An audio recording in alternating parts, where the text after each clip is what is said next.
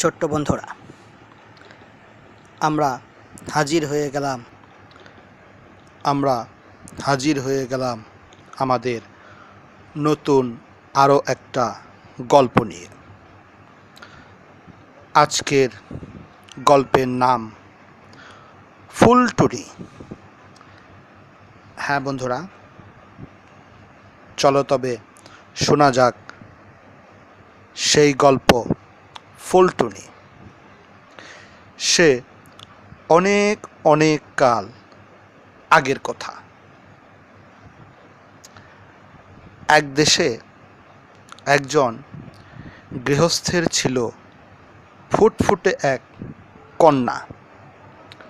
ছোট্ট বন্ধুরা, তোমরা কি গৃহস্থ চেনো নাকি? গৃহস্থ হচ্ছে গ্রাম দেশে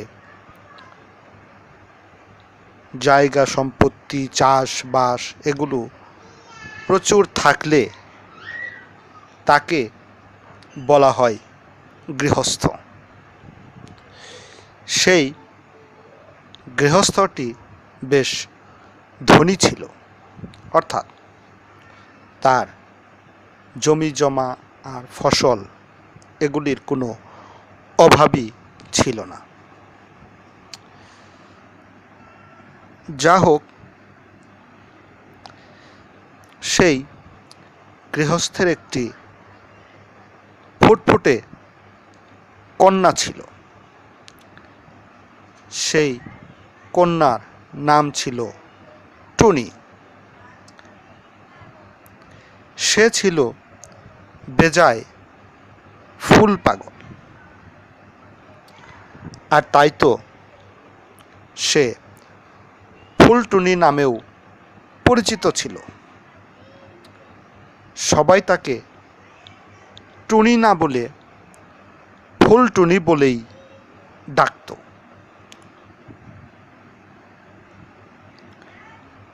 সে এমনই ফুল পাগল ছিল যে তার পড়ার টেবিল, শোবার ঘর, গোসলখানা সব জায়গায় ফুলের ছড়াছড়ি থাকত। নিশ্চয়ই তোমরা ভাবছ, সব জায়গায় এত ফুল থাকার দরকারই বা কি? ফুল পাগল সেটা তো তার বাগানে কিংবা শোবার ঘরে ফুলদানিতে থাকলেই চলে, কিন্তু সব জায়গায় ফুল থাকার কারণই বা কি? কারণ আছে নিশ্চয়। কেননা তার নাকে ফুলের ঘ্রাণ না গেলে সে নাকি কোনো কাজই করতে পারত না। অর্থাৎ পড়তে বসলে তার ফুলের ঘ্রাণ লাগবে, গোসল করতে গেলে, খাওয়ার টেবিলে গেলে, শোবার ঘরে শুতে গেলে সব জায়গায়ই তার ফুলের ঘ্রাণ থাকা চাই। ফুলের ঘ্রাণ নাকে না গেলে সে খাবে না, পড়বে না, ঘুমাবেও না।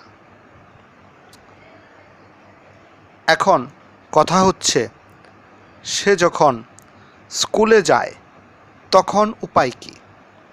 হ্যাঁ বন্ধুরা, সে স্কুলে গেলেও তার ব্যাগের মধ্যে একগুচ্ছ ফুল কিন্তু ঠিকই থাকত। স্কুলের যারা শিক্ষক ছিলেন তারাও জানতো তার ফুল প্রীতির কথা। এ কারণেই কেউ তাকে কিছু বলতো না। ক্লাসে তার বেঞ্চিতেও সেই ফুলগুলি রেখে দিত সাজিয়ে। কেননা তোমরা তো জানোই, ফুলের ঘ্রাণ না পেলে সে ঠিকমতো ক্লাসও করতে পারত না। এবার কথা হলো, এত ফুল সে কোথা থেকে পেত? তোমরা নিশ্চয় ভাবছ হয়তোবা সে বাজার থেকে কিনেই এত ফুল জোগাড় করত, কিন্তু তা নয়, ফুল তাকে কিনতে হতো না, কেননা তার ছিল নিজের হাতে গড়া বিশাল এক ফুলের বাগান। সেটা এতই বড় একটি বাগান ছিল যে সেখানে কোনো ফুলেরই অভাব ছিল না। আমাদের জানা শোনা ফুলের বাইরেও নাম না জানা ফুলের গাছও তার বাগানে ছিল, আর বেশিরভাগ ফুলই ছিল ঘ্রাণওয়ালা ফুল, যে কারণে বাগানের পাশ দিয়ে হেঁটে গেলেও অনেক দূর পর্যন্ত যে কেউ সেই বাগানের ফুলের ঘ্রাণ পেয়ে থাকত। টুনি সময়ে অসময়ে, দিনে কিবা রাতে বাগানে যেত। তার বাগানে যাওয়ার কোনো নির্ধারিত সময় ছিল না, যখন তখন বাগানে চলে যেত।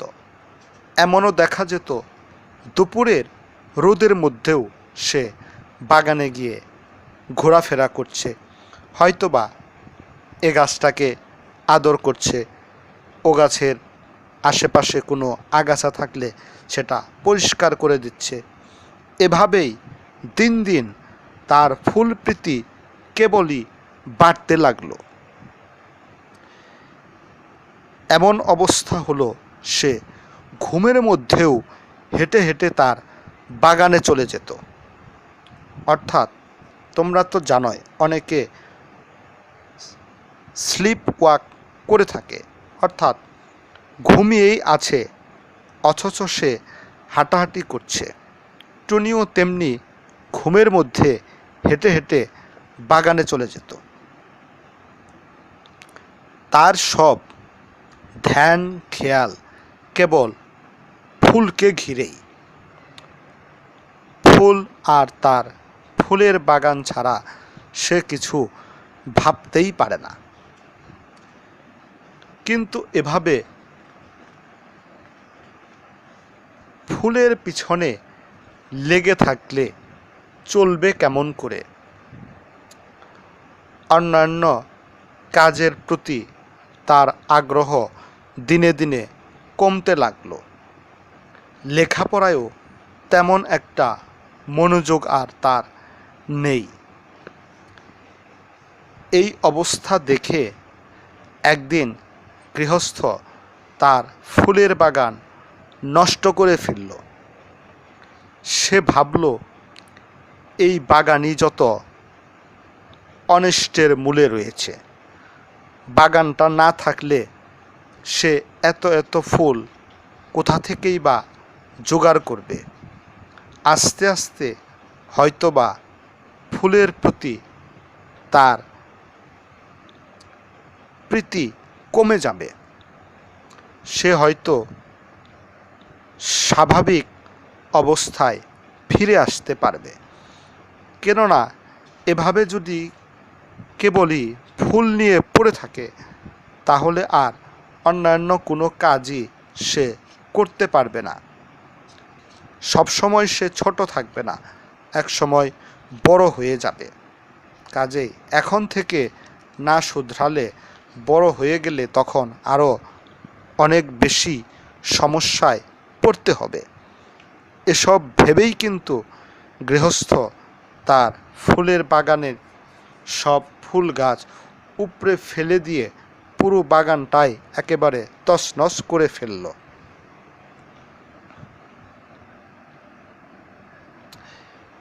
ফুলের বাগানের এমন অবস্থা দেখে ফুলটুনির সে কি কান্না!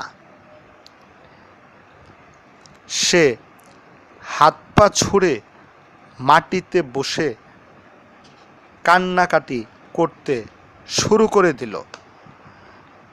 যদিও গৃহস্থের খুব মায়া হলো, তা হলে কি হবে, মেয়ের ভালোর জন্যেই তো সে এমনটা করেছে।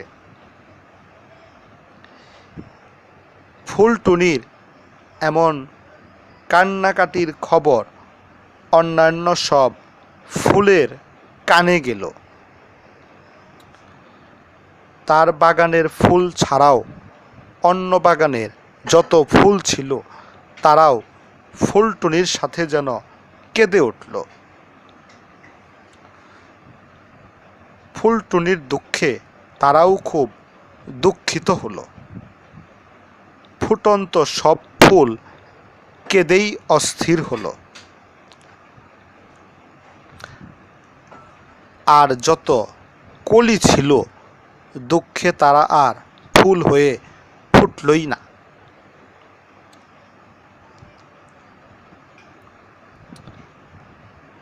এভাবে যখন ফুটন্ত ফুলগুলি কাঁদতে কাঁদতে একেবারে বেহুশ হয়ে পড়ল, তখন তারা গাছে না থেকে ঝরঝর করে ঝরে পড়ল মাটিতে।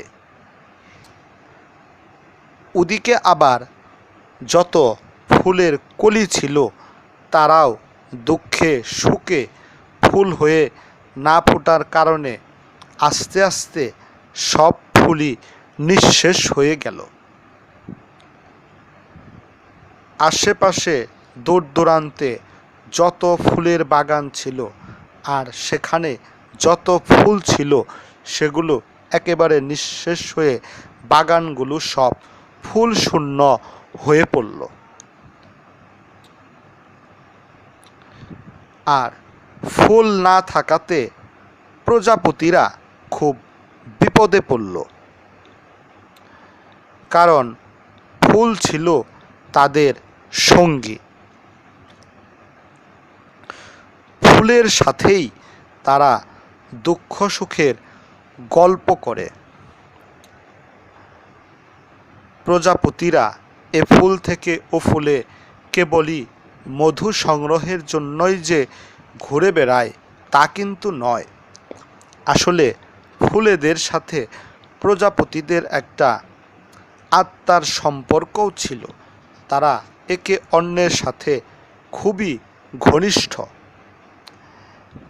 এই কারণে যখন বাগান থেকে সব ফুলই নিঃশেষ হয়ে গেল তখন তো প্রজাপতিদের চিন্তার কোনো শেষই থাকলো না।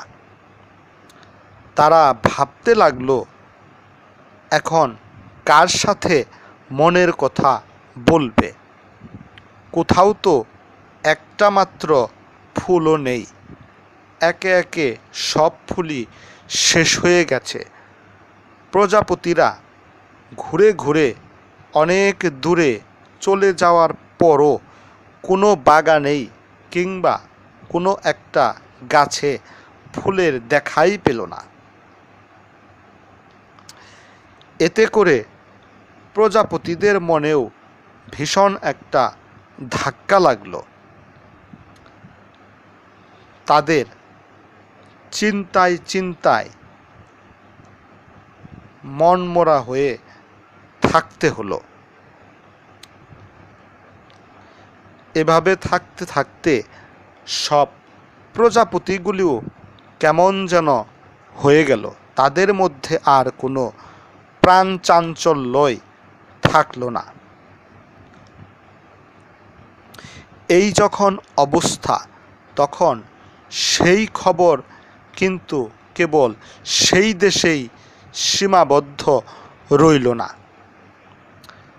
ছড়িয়ে পড়ল সেই দেশ থেকে দূর দূরান্তের অন্যান্য সকল দেশে। অর্থাৎ সেসব দেশের ফুলেরা জেনে গেল সেখানকার ফুলটুনির অবস্থা, আর অন্যান্য দেশের প্রজাপতিরাও জেনে গেল সেই দেশের প্রজাপতিদের দুরবস্থার খবর।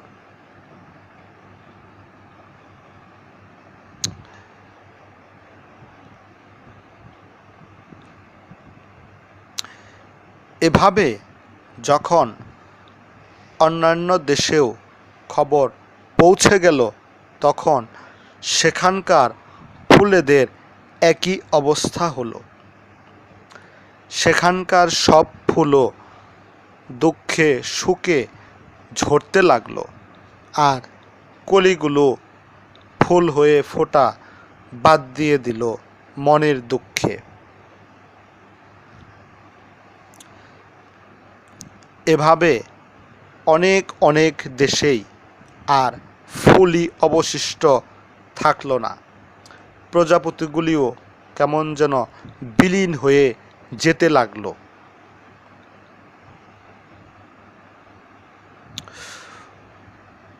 খবরটা ফুলের রানীর কান পর্যন্ত পৌঁছে গেল।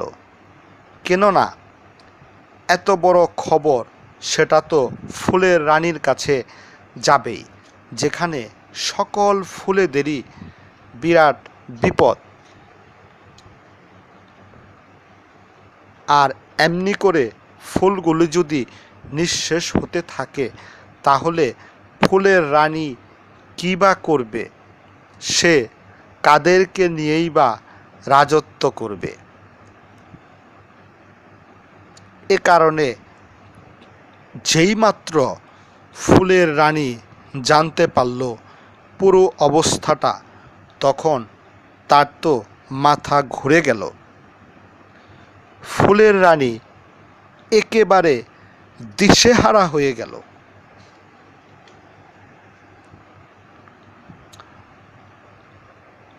কি থেকে কি করবে সে ভেবেই পাচ্ছে না।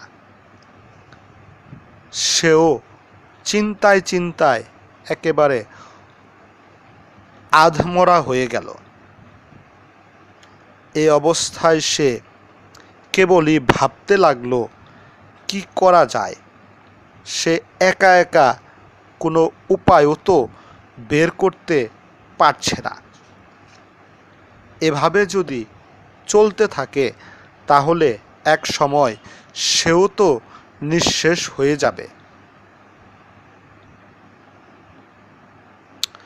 তখন হঠাৎই তার মনে হলো, আরে বিপদ তো কেবল তারই একার নয়, তার সকল ফুলের সাথে সাথে প্রজাপতিগুলিও তো নিঃশেষ হয়ে যাচ্ছে। আর এই খবর যদি প্রজাপতির রানীর কাছে যায় তাহলে সেও নিশ্চয় তার মতোই অস্থির হয়ে যাবে। আর তখন কোনো একটা উপায় কিংবা বুদ্ধি তার মাথা থেকেও আসতে পারে। এসব ভাবতে ভাবতেই ফুলের রানী তখন ছুটে চলল। ছুটতে ছুটতে এক সময় প্রজাপতি রানীর কাছে পৌঁছে গেল। প্রজাপতি রানীও কিন্তু ততক্ষণে অবস্থার কিছুটা মাত্র জানতে পেরেছে। অবস্থা এত ভয়াবহ সেটা সে তখনও জানে না, তবে সমস্যা যে হয়েছে এটা তার কানেও পৌঁছে গেছে। তাই তো ফুলের রানী যখন তার সামনে হাজির হলো, সেও তখন কিছুটা চিন্তায় পড়ে গেল। ভাবল ফুলের রানী নিশ্চয় এমনি এমনি তার কাছে আসেনি, তাহলে সে টুকটাক যা শুনেছে সেসবই সত্যি কথা। অবস্থা খুবই খারাপ এটাও সে বুঝতে পারল। তখন প্রজাপতি রানী ফুলের রানীকে দেখে বলল, কি ব্যাপার? আমি যদিও কিছু কিছু ঘটনা শুনেছি কিন্তু পুরোটা এখনো জানি না। আপনি কি সে ব্যাপারেই আমার কাছে এসেছেন? তখন ফুলের রানী বলল, হ্যাঁ, আমি একা একা কেবল চিন্তা করে কোনো কুল কিনারাই পাচ্ছিলাম না, তাই তো ভাবলাম আপনার সাথে দেখা করি। যদি আপনি কোনো উপায় বের করতে পারেন তাহলে আমাদের সবার জন্যই সেটা হবে মঙ্গলজনক। তখন ফুলের রানী কে প্রজাপতির রানী বলল, তাহলে পুরো ঘটনাটা খুলে বলুন, আসলেই কি হয়েছে। এবার ফুলের রানী সব কিছুই প্রজাপতি রানীর কাছে আগাগোড়া ভেঙে বলল। সব শুনে প্রজাপতি রানী বলল, তোমাদের বিপদ মানে আমাদেরও বিপদ, কেননা তোমাদের সাথে আমাদের প্রজাপতিগুলোর সম্পর্ক সেই পৃথিবীর সৃষ্টি থেকেই চলে আসছে। আজ যদি তোমাদের কোনো সমস্যা হয় তাহলে সেই সমস্যা আমাদের উপরও এসে পড়বে। আর কিছুদিন যাবৎ আমি লক্ষ্য করছি যে আমার প্রজাপতিরাও কেমন যেন মনমরা হয়ে থাকে। তাদের মধ্যে আগের মতো কোনো প্রাণচাঞ্চল্য আর ইদানিং দেখা যাচ্ছে না। আমি যদিও তাদের কাছ থেকেই কিছু কিছু শুনেছিলাম, এখন আপনার কাছে পুরো ঘটনাটা শুনলাম, আর শুনে বুঝতে পারলাম কেন আমার প্রজাপতিগুলোর চঞ্চলতা কোথায় যেন হারিয়ে গেছে।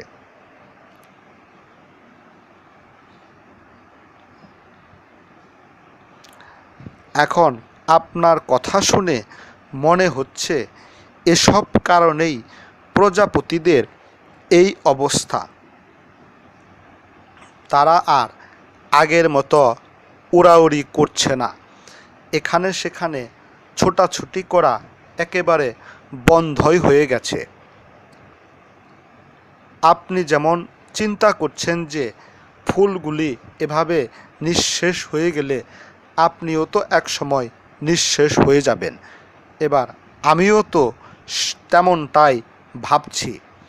যদি আমার সব প্রজাপতিরাই আস্তে আস্তে এভাবে মনমরা হয়ে থাকতে থাকতে একেবারেই নিঃশেষ হয়ে যায়, তাহলে আমারই বা কী করার থাকবে?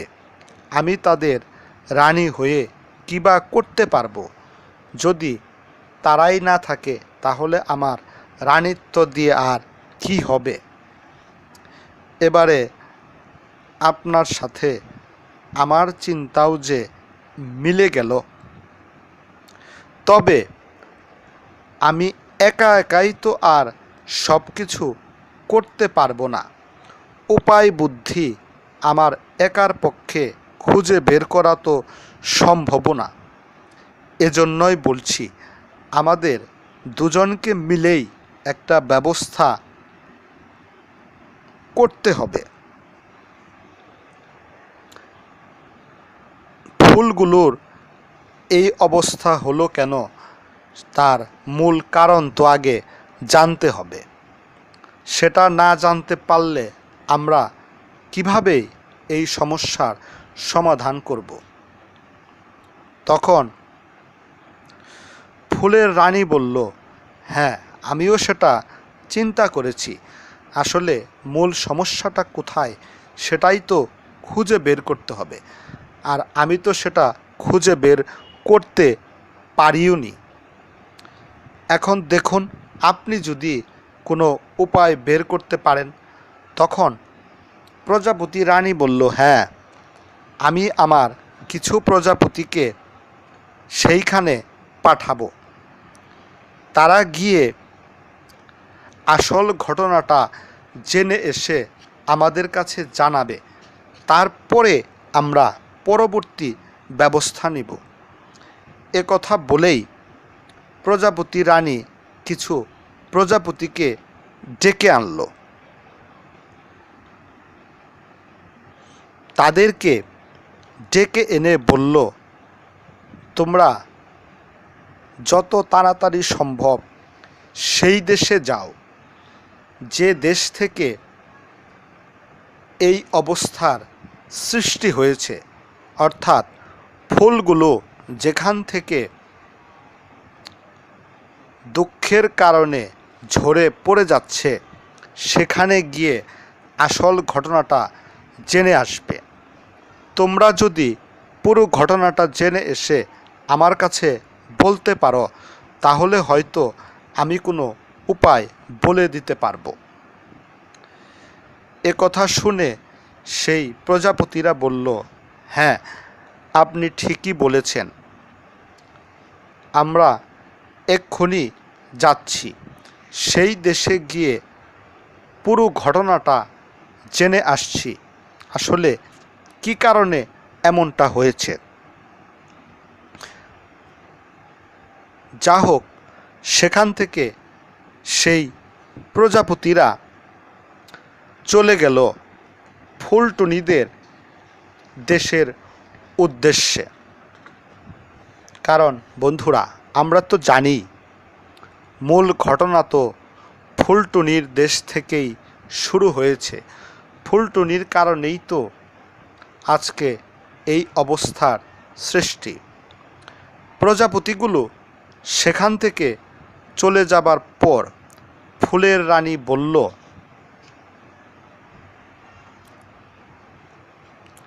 এবার তো প্রাথমিক একটা পদক্ষেপ আপনি নিয়েছেন, আমার আর এখানে থাকার কোনো দরকারই নেই। আমি বরং চলে যাই আমার রাজ্যে। যখনই কোনো দরকার মনে করবেন তখনই আমাকে খবর পাঠাবেন, আমি সাথে সাথে এসে হাজির হব।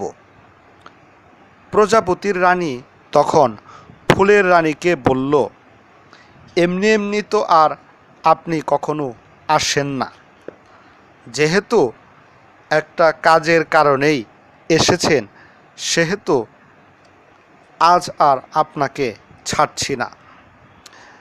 একা একা চিন্তা ভাবনা করতে ভালোও লাগবে না, আপনিও ফিরে গিয়ে কী বা করবেন, সেই তো একা একা কেবল ভাবনার মধ্যে ডুবে থাকতে হবে।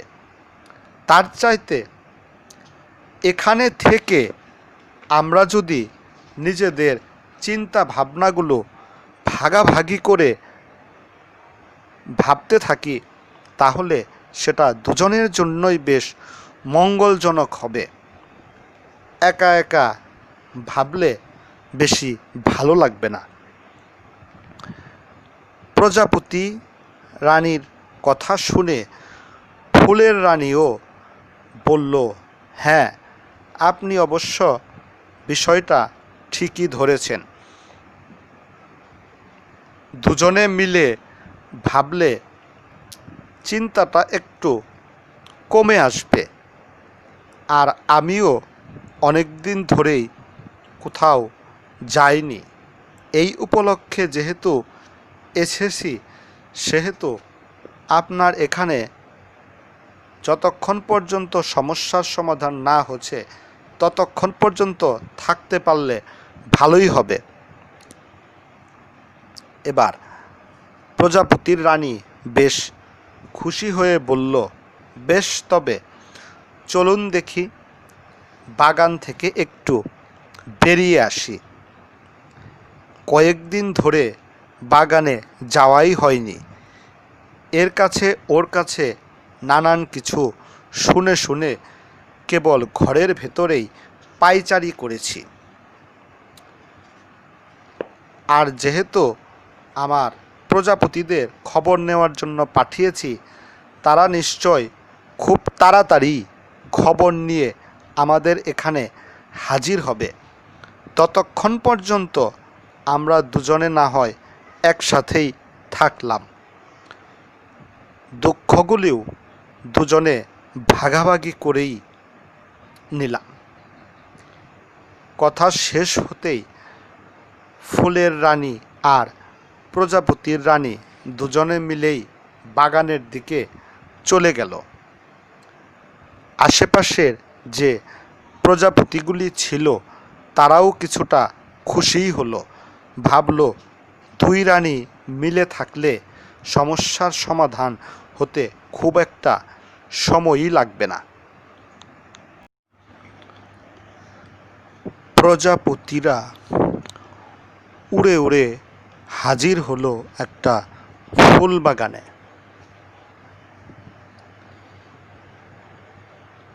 সেই বাগানের ফুলগুলো বেজায় মন খারাপ করে ছিল। বাগানটা ফুলটুনির বাগান থেকে খুব একটা দূরে ছিল না, বেশ খানিকটা কাছেই ছিল।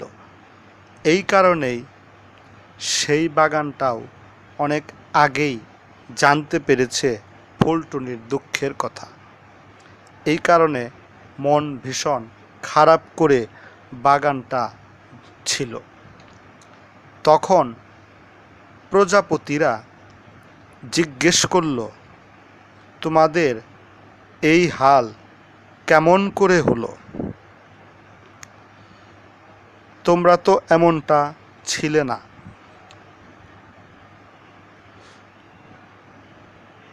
তোমরা মানুষ, পাখি আর পতঙ্গদের মনে আনন্দের বন্যা বয়ে দিতে।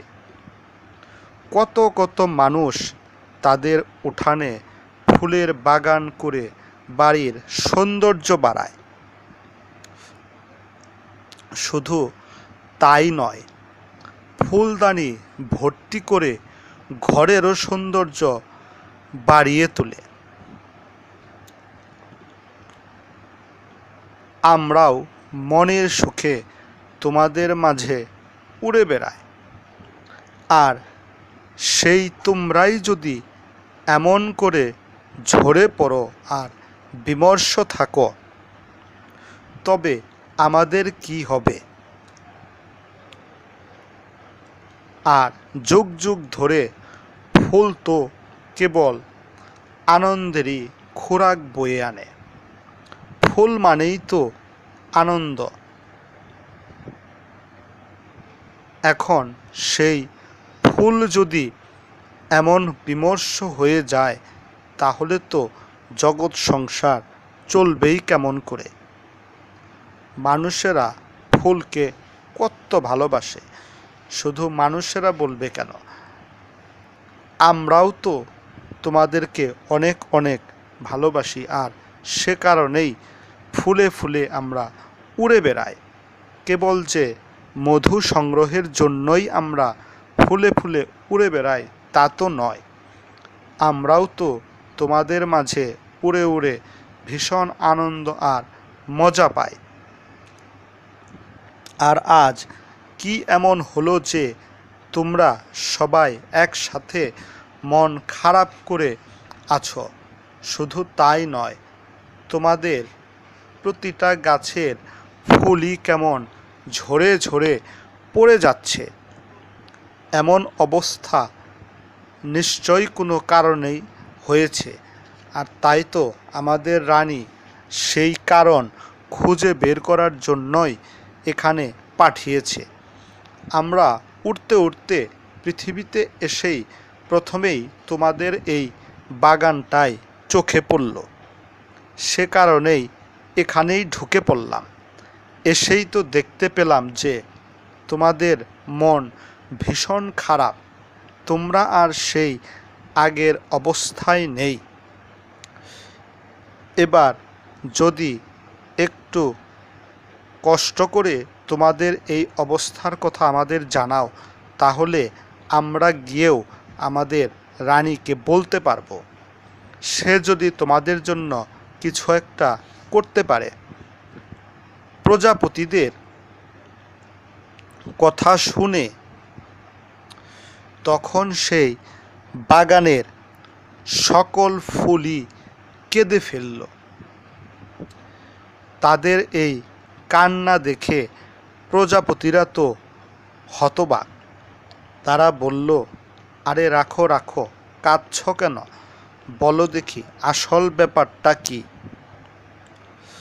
তারা বলল, আমরাই কেবল নয়, পৃথিবীর সকল ফুলই আজ বিমর্ষ। কেননা আমাদের দেশের ফুলটুনির দুঃখে আমরা আজ দুঃখিত। আর কিছুদিন পর সব ফুলই তাদের জীবন বিসর্জন করে দিবে। তাদের এই কথা শুনে প্রজাপতিরা তখন বলল, আরে থামো থামো, কি যেন একটা বললে ফুলটুনি, এই ফুলটুনিটা আবার কে?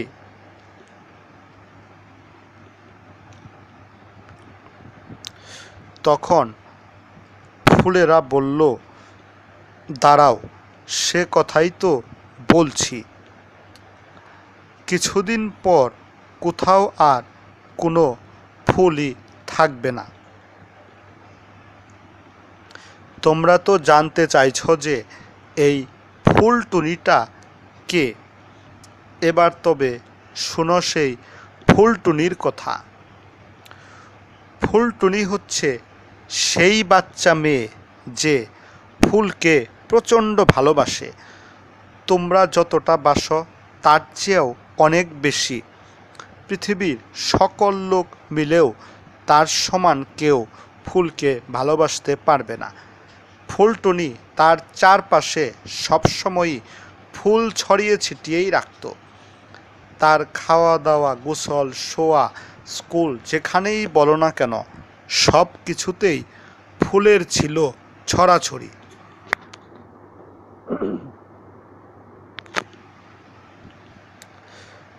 ফুলটুনির বিরাট একটা ফুলের বাগানও ছিল। সেই বাগানে কত রকমের ফুলের গাছ যে ছিল, হিসাব করে তোমরা বলতে গেলে কষ্ট হবে।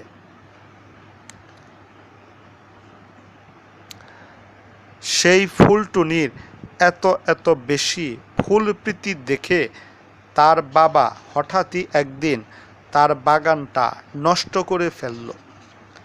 বাগানটা ফুলটুনির সামনে নষ্ট হয়ে গেছে, এটা দেখে তো ফুলটুনির ভীষণ কষ্ট হয়েছে।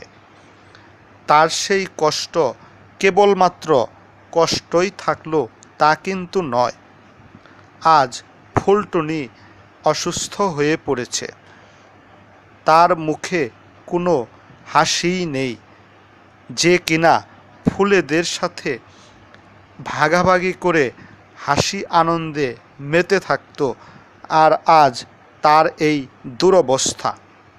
এই কারণেই ফুলটুনির মুখে যতদিন পর্যন্ত হাসি না ফুটবে, ততদিন পর্যন্ত আমরাও আর কলি থেকে ফুল হয়ে ফুটব না। তাদের কথা শুনে প্রজাপতিরা তো ভীষণই অস্থির হয়ে গেল। তারাও ঘটনার সব কিছু জেনে বুঝতে পারল, আসলেই তো এটা ভারী অন্যায় হয়েছে ফুলটুনির সাথে, যে কিনা ফুলকে এত ভালোবাসে। আজ তারই যদি এই অবস্থা হয়, তাহলে তো ফুলেরা মন খারাপ করবেই। তারা আর ফুটবেই বা কিসের জন্য? যা হোক, তাদের কথা শুনে প্রজাপতিরা আর সেখানে দেরি করতে চাইল না। তারা ভাবল, এখানে আর অপেক্ষা করার কোনো দরকার নেই। আমরা যা জানতে এসেছি সেটা তো জেনেই গেছি। এবার আমাদের তাড়াতাড়ি করে রানীর কাছে ফিরে যাওয়া উচিত। আর সেখানে গিয়ে সব কাহিনী যত তাড়াতাড়ি সম্ভব বলতে হবে। তবেই রানী হয়তোবা কোনো একটা ব্যবস্থা করেই ফেলবে। তখনই প্রজাপতিরা সেখান থেকে আবার উঠতে শুরু করলো। কোথাও কোনো বিরতি না দিয়ে তারা একটানা উঠতে লাগলো। পৃথিবী থেকে তাদের রাজত্বটাও কিন্তু বেশ দূরেই ছিল, কাজেই অত তাড়াতাড়ি তো আর আসা যায় না। যতটা সম্ভব দ্রুত গতিতে তারা চলে আসলো তাদের রাজ্যে। তাদের অপেক্ষায় প্রজাপতি রানী আর তার সাথে ফুলের রানীও কিন্তু সেখানেই ছিল। তাদেরকে আসতে দেখে প্রজাপতি রানী আর ফুলের রানী একেবারে বেহুশ হয়ে গেল। তারা বলল, কি খবর নিয়ে এসেছ? তাড়াতাড়ি আমাদেরকে বলো, আমরা আর অপেক্ষা করতে পারছি না। অবস্থা খুবই ভয়াবহ, চারপাশ থেকে কেবলই দুঃসংবাদই পাচ্ছি। এবার দেখি তোমরা কি খবর নিয়ে আসলে পৃথিবী থেকে, সেটা শুনেই আমরা কোনো ব্যবস্থা নেব। প্রজাপতিগুলিও কিন্তু বলার জন্যই মুখিয়েই ছিল। রানীর এমন তাড়াহুড়োতে তারাও তড়িঘড়ি করেই সমস্ত ঘটনা খুলে বলতে লাগলো। সব শুনে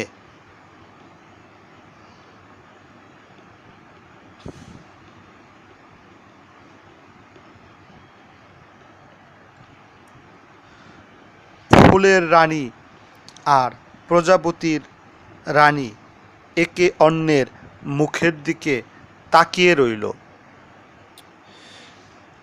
প্রজাপতির রানী তখন সেই প্রজাপতিদের বলল, ঠিক আছে, তোমরা অনেক ভালো একটা কাজ করে এসেছ, যাও এবার বিশ্রাম নাও গিয়ে। প্রজাপতিরা তখন বলল, এর কোনো উপায় কি আপনি এখনই করতে পারেন না? প্রজাপতি রানী তখন বলল, তোমরা যাও, দেখি একটা উপায় নিশ্চয় খুঁজে বের করা যাবে। তখন সেই প্রজাপতিগুলো চলে যাওয়ার পর প্রজাপতি রানী আর ফুলের রানী দুজনে মিলে পরামর্শ করতে লাগলো। অনেকক্ষণ ভরে চিন্তা ভাবনা করে তারপর তারা সিদ্ধান্ত নিল যে ফুলটুনির দেশের রাজার কাছে এর একটা প্রতিকার তারা চাইবে।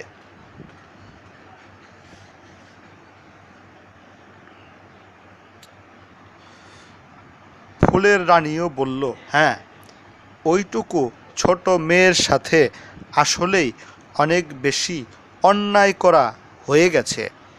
ফুলকে সে ভালোবাসতেই পারে, এতে আবার বাড়াবাড়ির কি আছে?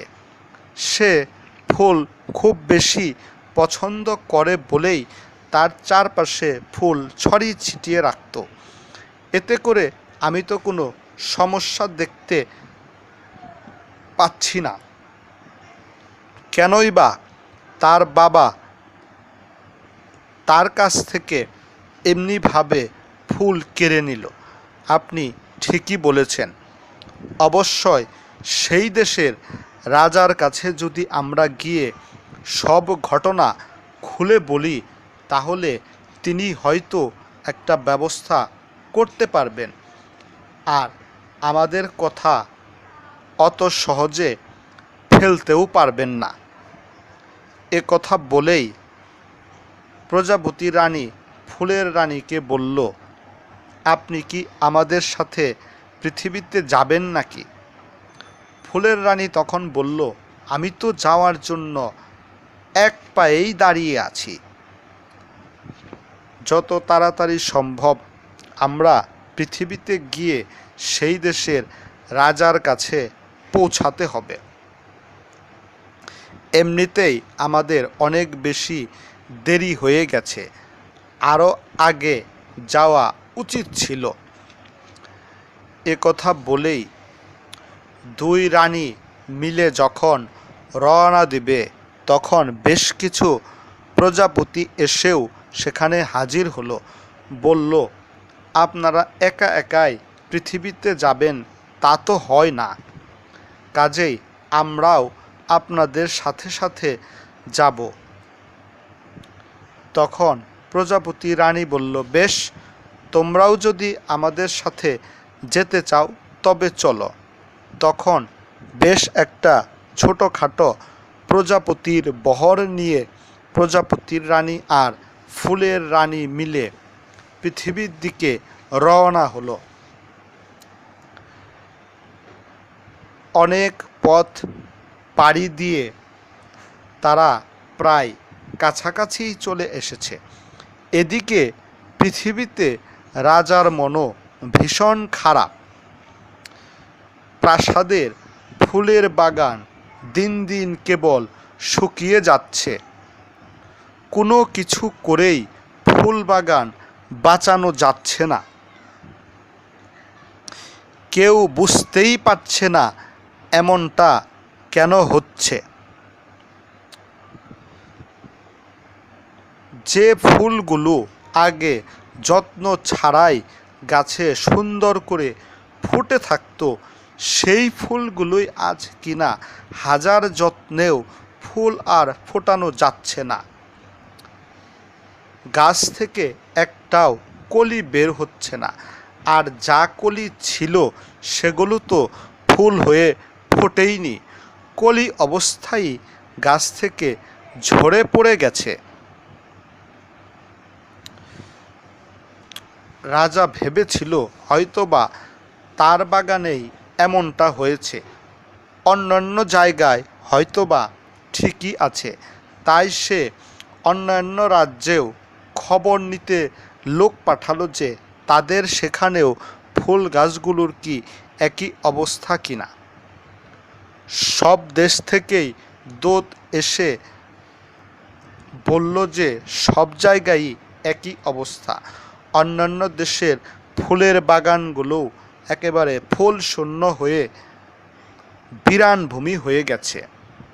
সেখানে মনে হচ্ছে যেন বিশাল কোনো ধ্বংসযজ্ঞ, মানে ঝড় বা প্রলয়ঙ্কারী কিছু হয়ে ফুলের গাছগুলো নষ্ট হয়ে গেছে। অন্যান্য দেশের যখন একই অবস্থা সেটা জানতে পেরে সেই রাজা একেবারে নিরুপায় হয়েই গেল। আর এই কারণেই তার মনও ভীষণ খারাপ হয়ে আছে। সে ভেবেছিল হয়তো অন্য দেশ থেকে নতুন কোনো ফুলের গাছ এনে বাগানে লাগিয়ে দিলে ঠিক হয়ে যাবে। কিন্তু যেখানে সব দেশেই ফুলের গাছগুলো ক্রমে ক্রমে মরে যাচ্ছে, সেখানে তো আর অন্য দেশ থেকে ফুলের গাছ এনে লাগাবার কোনো সুযোগই থাকলো না। এমন যখন অবস্থা, ঠিক সেই সময়ই সেখানে হাজির হলো প্রজাপতি ও ফুলরানী। রাজা তাদের দেখে খুবই অবাক হলো, কারণ তার জন্মে কেবল নয়, তার পূর্বপুরুষের জন্মেও এমন ঘটনা ঘটেনি যে ফুল ও প্রজাপতি রানী মানুষের কাছে এসেছে। কেননা আসলেই তো মানুষের কাছে ফুল ও প্রজাপতি রানীর কোনো দরকার তো এর আগে কখনো পড়েইনি। কাজেই তারা কেনই বা আসতে যাইবে।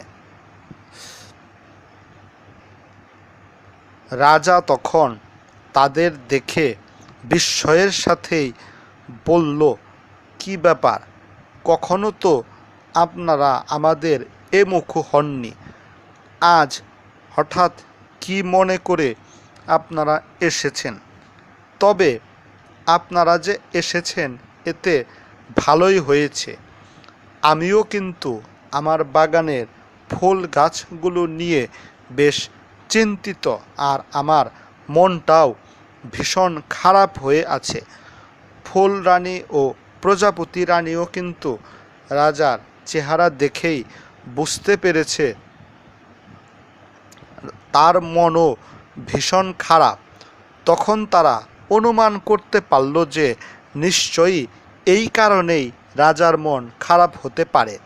কেননা তারা যখন রাজার কাছে আসে তখন রাজার বাগানের অবস্থাও খুবই শোচনীয়। তখন দুই রানী রাজাকে বলল, হ্যাঁ, আমরাও কিছু কিছু অনুমান করতে পেরেছি, নিশ্চয়ই ফুল গাছগুলোর জন্যই আপনার মনটা ভীষণ খারাপ হয়েছে। রাজা বলল, হ্যাঁ হ্যাঁ, আপনারা ঠিকই ধরেছেন। আমার বাগানের সব ফুল গাছই মারা গেছে, অথচ এই ফুলের বাগানটা আমার ভীষণই প্রিয় ছিল। তখন প্রজাপতি রানী ও ফুল রানী বলল, আমরাও কিন্তু এই কারণেই আপনার কাছে এসেছি। বাগানের ফুল গাছগুলো যে নষ্ট হয়ে যাচ্ছে তার কারণ আমরা খুঁজে বের করেছি, আর সেটাই আপনাকে জানানোর জন্যই এখানে এসেছি। রাজা তখন বলল, তাড়াতাড়ি বলুন, আসলে সমস্যা কোথায়? কী কারণে সব ফুলের গাছগুলো এভাবে মরে মরে যাচ্ছে?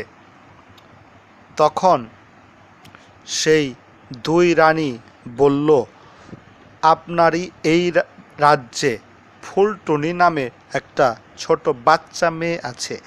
সেও ফুল ভীষণ ভালোবাসে। তারও একটা বিশাল বড় ফুলের বাগান ছিল, কিন্তু সেই ফুলটুনির বাবা তার ফুলের বাগান নষ্ট করে দিয়েছে। এতে ফুলটুনি মনে ভীষণ কষ্ট পেয়েছে, আর এমনই কষ্ট পেয়েছে যে তার কষ্টে ফুলের গাছগুলো কষ্ট পেয়েছে।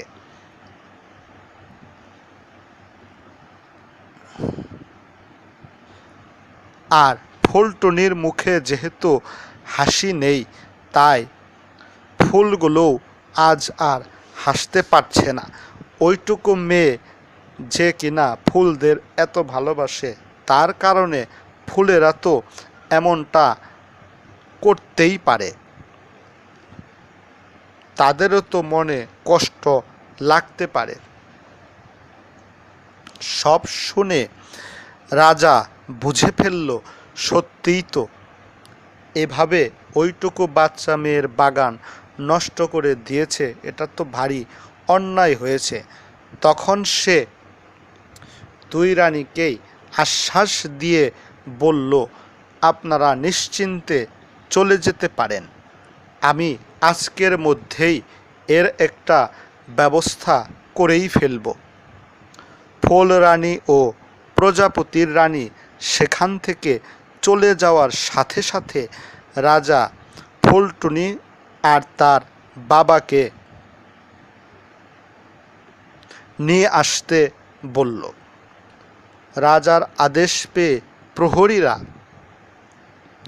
সাথে সাথে ফুলটুনি আর তার বাবাকে প্রাসাদে হাজির করল, কেননা তাদেরকে খুঁজে বের করতে বেশি সময় লাগলো না, কারণ ফুলটুনিদের বাড়ি প্রাসাদ থেকে বেশি দূরে ছিল না। রাজার সামনে এসে ফুলটুনির বাবা খুব ভয় পেল। সে বুঝতেই পারছে না কি এমন অপরাধ করল যে রাজা তাকে আর তার মেয়েকে ধরে আনলো। তাকে একা আনলে না হয় একটা ভিন্ন কথা ছিল, সাথে আবার অতটুকু ছোট বাচ্চা মেয়েটাকেও আনতে বলেছে। এই কারণেই সে দ্বিগুণ ভয় পাচ্ছিল।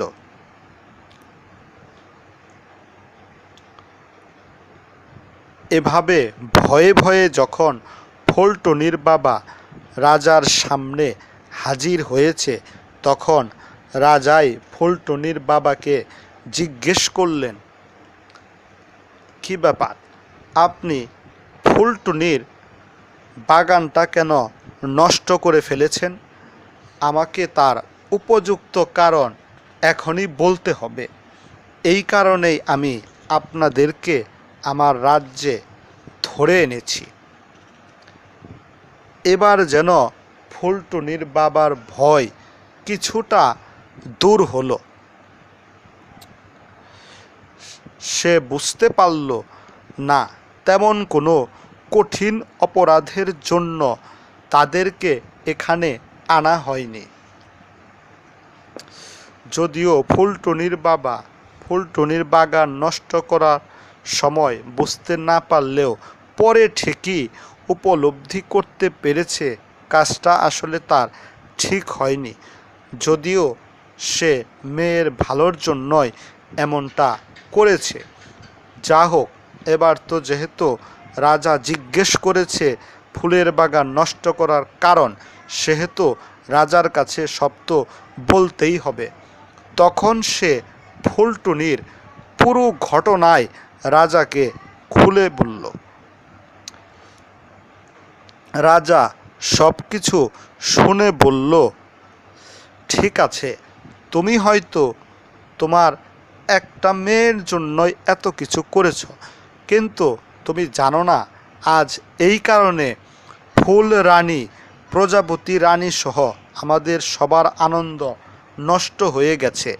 ভাবতে পারছেন, আজকে প্রজাপতির রানী আর ফুলের রানী এই পৃথিবীতে এসে আমার কাছে বিচার চেয়ে গেছে।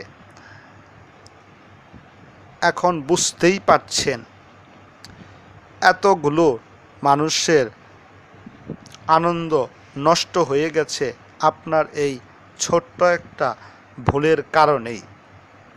আর অতটুকু বাচ্চা মেয়ে, তার এই ফুল প্রীতি এখন আছে, ঠিক আছে, তার মানে এই নয় যে সারা জীবনই সে ফুল নিয়ে এতটা বেশি বাড়াবাড়ি করবে। একটা সময় হয়তো ঠিক হয়ে যেতে পারে।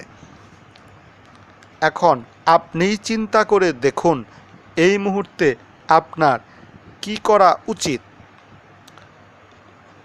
সব শুনে ফুলটুনির বাবা ভীষণ লজ্জিত হয়ে বলল, আসলে আমার বুঝতে ভুল হয়েছে, আমার এই রকমটা করা উচিত হয়নি। আমি আজই গিয়ে আমার ফুলটুনিকে আগের চাইতেও আরও বড় একটা ফুলের বাগান করে দেব, আর এজন্য আমার যত কষ্টই হোক না কেন আমি তা করতে রাজি আছি। আমি নিজের হাতেই বিভিন্ন জায়গা থেকে ফুলের চারা আজকের মধ্যেই সংগ্রহ করব। আমার আর অন্য কোনো কাজই এই মুহূর্তে নেই। এখন আমার সামনে একটাই কাজ, কেবল ফুলের চারা সংগ্রহ করা। রাজা তখন খুশি হয়ে বলল, ঠিক আছে, আপনি তাহলে আর এখানে দেরি না করাটাই উচিত।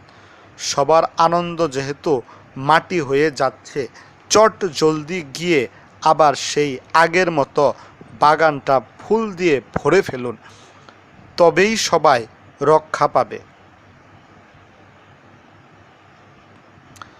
কথা শেষ হতেই ফুলটুনির বাবা ফুলটুনিকে নিয়ে সেখান থেকে বেরিয়ে সোজা বাড়িতে আসলে। বাড়িতে এসেই ফুলটুনিকে বলল, তুমি থাকো, আমি যাচ্ছি তোমার জন্য হরেক রকমের ফুলের চারা নিয়ে তবেই ফিরে আসব। এবার যেন বাবার মুখে এমন কথা শুনে ফুলটুনির মনটাও আগের চাইতে একটু ভালো হয়ে গেল। বেশি সময় লাগেনি, দুপুর হতেই ফুলটুনির বাবা কিন্তু অনেক অনেক ফুলের চারা এনে নিজেই আবার সেই বাগানটা তৈরি করতে লাগলো। মুহূর্তের মধ্যেই সব চারা বাগানে লাগানো হয়ে গেছে। ওদিকে ফুলের রানী আর প্রজাপতির রানীও কিন্তু ঠিকই খবর রাখলো যে এদিকে কি হচ্ছে। তারা জানতে পারল ফুলটুনির সেই বাগান আবার হয়ে গেছে। শুধু তাই নয়, ফুলটুনির আর এখন কোনো কষ্টই নেই, সে আগের মতোই আবার আনন্দিত হয়ে উঠেছে। এদিকে চারপাশে দেখা গেল সকল বাগানের ফুলই আবার আগের মতো হেসে উঠল। সাথে সাথে প্রজাপতিরাও মনের আনন্দে ফুলে ফুলে উঠতে লাগলো। ছোট্ট বন্ধুরা, এই ছিল আমাদের আজকের গল্প। আজকের মতো তবে এখানেই শেষ করছি। নিশ্চয়ই তোমরা বাড়িতেই আছো, বাড়িতে থেকে থেকে গল্পগুলো শুনতে থাকো, এটা শুনতে থাকো। আর আরও একটা নতুন গল্প নিয়ে শীঘ্রই আমরা হাজির হয়ে যাব। ততদিন সবাই ভালো থাকো। আল্লাহ হাফেজ।